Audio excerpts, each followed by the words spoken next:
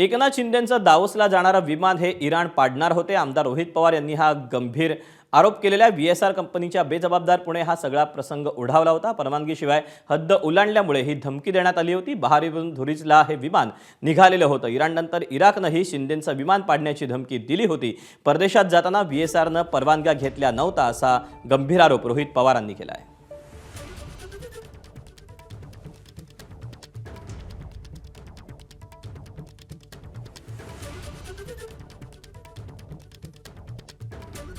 हे विमान आहे जे एकनाथ शिंदे साहेब स्वतः डावोसला गेले होते।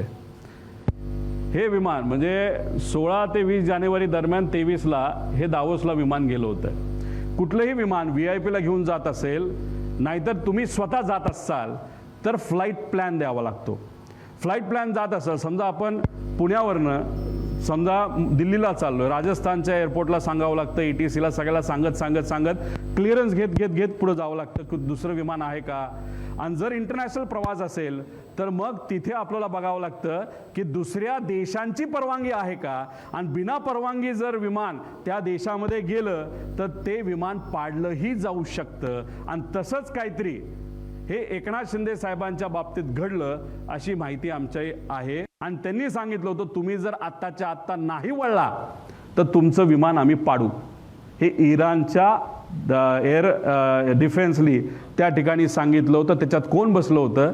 एकनाथ शिंदे साहेब बसले होते। मग इराणवरनं ते इराकच्या साईडला गेलं, इराकली सुद्धा हेच केलं। ABP माझा, उघडा डोळे बघा नीट।